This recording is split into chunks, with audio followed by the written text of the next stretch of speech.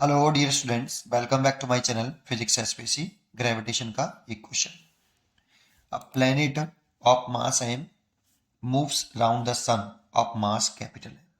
Planet का mass तो small m है और जो सन का मास है वो कैपिटल M है। In circular orbit of radius r, ये सर्कुलर ऑर्बिट की रेडियस है जिसमें प्लैनेट घूम रहा है with angular speed omega. Under planet of mass 2m, ये अंदर प्लेनेट है जिसका मास 2m, moves round the sun, sun के अबाउट घूम रहा है, circular orbit of radius 4r with angular speed omega dash, omega dash. Find the ratio of omega upon omega dash. Solution देखो, case एक बना लेते हैं। वैसे फर्स्ट केस क्या कह रहा है कि ये आपका सन है, ये आपका सन है, ये आपका सन, इस सन का मास कैपिटल है और ये आपका कोई प्लेनेट है, प्लेनेट 1, ठीक है। इसका मास यहाँ पे स्मॉल m दे रखा है और ये सर्कुलर ऑर्बिट की रेडियस है, रेडियस ऑफ सर्कुलर ऑर्बिट। ये ऑर्बिट है ऐसे, ये घूम रहा है, स्मॉल r इस सर्कुलर ऑर्बिट की रेडियस है, ठीक है, और ऐसे रिवॉल्व कर रहा है, ठीक है। मान लो कितनी एंगुलर लीनियर स्पीड से, v नॉट से, तो v nought is equal to कितना होता है, r ओमेगा। सर्कुलर ऑर्बिट में घूम रहा है तो v nought is equal to r omega, ठीक है। तो एक बात बताओ, ये कैपिटल M इस स्मॉल m पर एक ग्रेविटेशनल फोर्स ऑफ अट्रैक्शन लगाएगा Fg, और ये ग्रेविटेशनल फोर्स ऑफ अट्रैक्शन, इसकी जो डायरेक्शन है वो सर्कुलर पाथ के सेंटर की तरफ है, इसीलिए इस ग्रेविटेशनल फोर्स को हम क्या बुला सकते हैं, सेंट्रीपिटल फोर्स कह सकते हैं। सेंट्रीपिटल फोर्स कोई न्यू काइंड ऑफ फोर्स नहीं होता बेटा। जो भी फोर्स, जो भी नेट फोर्स सर्कुलर पाथ के सेंटर की तरफ रखता है उसी को हम सेंट्रीपिटल फोर्स बुलाना शुरू कर देते हैं, ठीक है ना। तो ये ग्रेविटेशनल फोर्स यहाँ पर सेंट्रीपिटल फोर्स है, ठीक है।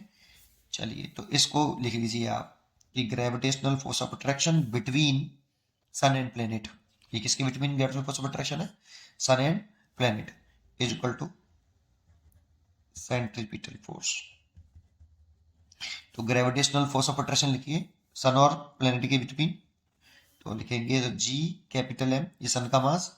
स्मॉल m ये प्लेनेट का मास, और इनके बीच की shortest section centre to centre कितनी है, स्मॉल r, तो स्मॉल r का स्क्वायर। सेंट्रीपिटल फोर्स किसको रिक्वायरमेंट है सर्कुलर पाथ पर रिवॉल्व करने के लिए, कोई भी प्लेनेट, कोई भी बॉडी अगर सर्कुलर पाथ पर रिवॉल्व कर रही है तो उसे सर्कुलर पाथ पर रिवॉल्व करने के लिए एक सेंटर की तरफ एक फोर्स चाहिए होता है, और जो भी फोर्स सेंटर की तरफ लगेगा उस फोर्स का नाम हम सेंट्रीपिटल फोर्स बोल देते हैं। सेंट्रीपिटल फोर्स, ग्रेविटेशनल फोर्स इस प्लेनेट को सर्कुलर पाथ पर रिवॉल्व करने के लिए सेंट्रीपिटल फोर्स प्रोवाइड करा रहा है। तो सेंट्रीपिटल फोर्स लिखें तो m v नॉट का स्क्वायर ओवर r,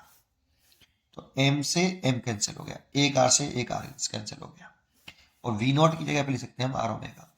तो g capital M over r is equal to r nought, r का square omega square, v nought की जगह पे r ओमेगा लिख दो, सर्कुलर मोशंस की कंसेप्ट से v r ओमेगा होता है। यहाँ से अगर मैं ओमेगा निकालूं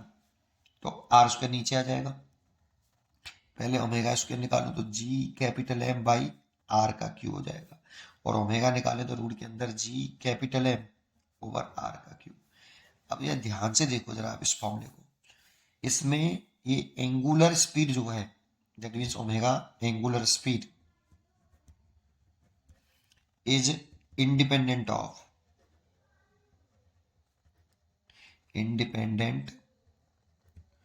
ऑफ मास ऑफ प्लेनेट। देखो प्लेनेट के मास से इंडिपेंडेंट है बेटा, इसमें प्लेनेट का मास नहीं है, but depends on mass of sun, mass of sun, sun के मास पे तो डिपेंड कर रहा है, and radius of orbits, radius of sir, radius of orbit of planet, orbit of planet, radius of orbit of planet पर depend कर रहा है, और मास ऑफ सन पर डिपेंड कर रहा है। तो ये फर्स्ट केस हो गया। सेकंड केस में क्या कहा गया, प्लेनेट का मास तो 2m कर दिया गया, सन तो वही है, करेंगे नहीं सॉल्व, डायरेक्ट लिख देंगे सिमिलरली करके, नहीं समझाने के लिए कर रहा हूं ऐसा। सन का मास तो कैपिटल एम ही है, प्लेनेट का मास 2m कर दिया है बेटा, और रेडियस ऑफ ऑर्बिट जो कर दी है ये वाली, ये 4r कर दी है, r की जगह पे कितना कर दिया 4r, और ऐसे घूम रहा है। एंगुलर वेलोसिटी पूछ रहा है नई कितनी होगी, तो इसी से कर लो सिमिलरली, नई angular velocity omega dash is equal to G, तो यूनिवर्सल कांस्टेंट है, सन का मास कांस्टेंट, यहाँ स्मॉल एम सन का मास है प्लेनेट का मास है, तो ये स्मॉल एम जो है ये सन का मास है बेटा, सन का मास तो अभी भी एम है, प्लेनेट के मास से तो इंडिपेंडेंट है, ओवर रेडियस ऑफ ऑर्बिट, पहले रेडियस ऑफ ऑर्बिट आर थी, अब रेडियस ऑफ ऑर्बिट 4r है, तो आर की जगह पे कितना 4r का क्यूब, ये रूट के अंदर भाई रेडियस ऑफ ऑर्बिट, इसे इसको अगर मैं r1 मान लूँ रेडियस ऑफ ऑर्बिट को, तो मैं लिखूंगा क्या, रूट के अंदर G capital M over r1 का क्यूब, और r1 का क्यूब लिखूंगा तो r1 कितना है 4r, तो 4r लिख दिया मैंने। अब बस यही पूछ रहा है हमसे, इसको क्या ले सकता हूं मैं, सोचो, इसको ले सकता हूं ऐसे लिख दूं, देखो जी कैपिटल एम ओवर इस 4r का क्यूब तो अलग लिख लूं, और जो 4 का क्यूब है ना उसे ऐसे लिख लूं, 4 का स्क्वायर लिख लूं एक बार 4 लिख लूं, कैसे लिख सकता हूं, इसको मैं बाहर निकाल लेता हूं, तो इसको मैं बाहर निकालूंगा तो 1/4 हो गया, और इसको भी मैं बाहर निकालूंगा तो रूट है ना बेटा, देखो इस 4 का स्क्वायर है तो रूट से बाहर आएगा तो 4 ही आ जाएगा, 4 आ जाएगा, और 4 का मैं रूट लूंगा तो 1/2 आएगा, और रूट के अंदर कितना GM/r3, ये ओमेगा डैश आया है, तो ओमेगा कितना, ओमेगा डैश इक्वल टू,